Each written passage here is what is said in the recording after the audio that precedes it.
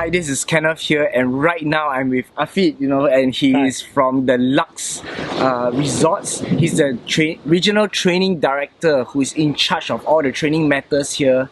So Afeef, can you just share with us the whole philosophy behind LUX? Why is LUX such a premium brand that everybody loves? Yeah, the brand of LUX, is the word LUX is taken from the Latin word lutus, which means light.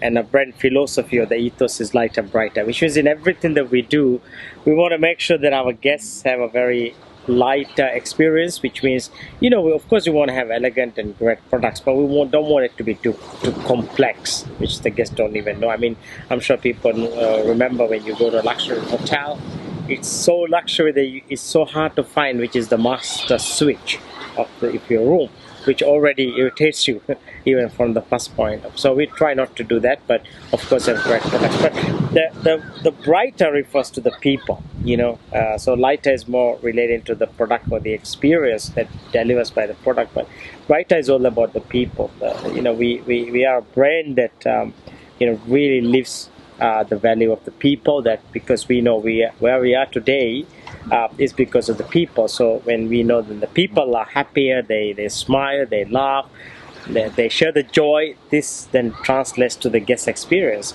In fact, up for the next 1 or 2 years, even our brand marketing, one of the theme is called Smile Over the Stay, because we want to make sure that we are saying if our team members are happy and they smile, then only the guests can smile. If the team members are not smiling, there's no way the guests will be happy. So this is in a nutshell our philosophy, and we have been very successful with this so far, and we intend to continue for many years to come.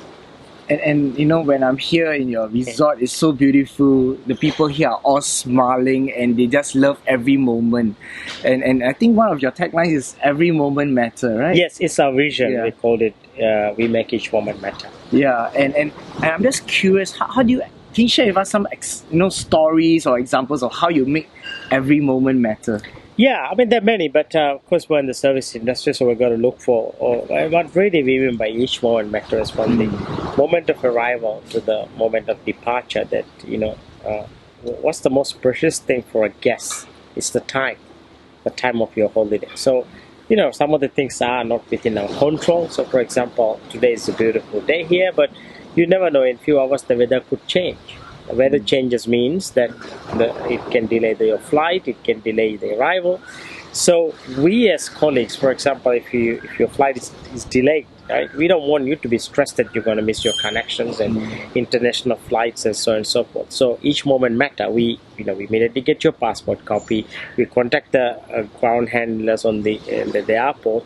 We make sure that by the time you arrive, your flight check-in is done, so you don't miss the flight. If ever you miss the flight, which happens at times because we don't control that part, it's an external thing, we make sure if you miss your flight, you get the next best connection. You stay in a hotel or resort nearby Mali. We take care of it together with your travel agency, because we don't want you to feel the stress out, right? That's what it means, each moment matter. Of course, during your stay, we listen attentively to the guests and see how we can add more value, because what is valued by one guest is not valued by the others. Everybody has different needs, different sense, different uniques. I mean, I just finished a meeting this morning with our operations team about how can we celebrate the Chinese Golden Week, which is from 1st of October to the 7th of October, which is usually something that is celebrated quite heavily in China. And these guests are coming here, they are looking for something. So this is what and how it relates to. So you're always looking for opportunities to create a fantastic experience. Absolutely. I think and there's also not just experience, but also more value. Because if you're paying a large amount of money to stay in your hotel, and the world's biggest traveling market now is the middle class, and the middle class, they are not particularly rich, but they save a lot of money to travel.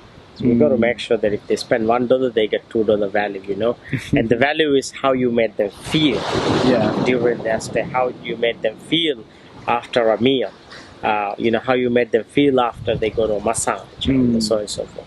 And I was very amazed by how they made me feel, even in the simple interactions, they just come up to you and just talk about your stay, how's the whole experience, and even we my wife and I, we celebrated our time where I proposed to her, and we had a nice cake, a very beautiful flowers made on the bed, you That's know. nice. And all these are little experiences that, wow, you know, after a while I just had to tell all my friends about it. Yeah, absolutely. Yeah. Yeah, and I'm just curious, you know, to be able to be such a fantastic brand. How did it all start? Was it a philosophy, or because you hired the right people? You know, can you share with us how you do things here? I think it's the culture we have in the company. It's throughout. I mean, we are very fortunate to have an amazing CEO who believes in the fundamental of service starts with the people. I mean, he's Paul Jones. I mean, and I consider him as one of my role model that I always look up for him. And I mean, perhaps this is one of the reasons why I'm with LUX until today, 7 years in LUX. So I think he has infused this idea of culture within our organization, and everything that we do, it is embedded in our organizational culture within the values. So the hiring process, the training process, because and the culture means it's a tribe of people that follows a certain values, and you gotta keep on doing it every day. Culture doesn't mean you do one train. I mean, you hire a trainer 1 year and you do a training and you finish it off. I mean, you delivered a wonderful program for our colleagues recently, and there's gonna be follow up, right? And that's what you do in culture. So that helps people to to make sure that whatever they've learned is being practiced and being followed through. And you also provide the space for them to do it. So I think the result of what you see is we have a very strong organizational culture that is driven by the values of the company. Everything that we do is within our 5 values.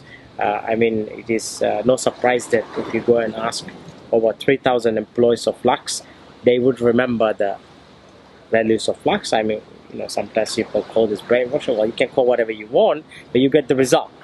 We believe that's because of the culture, right?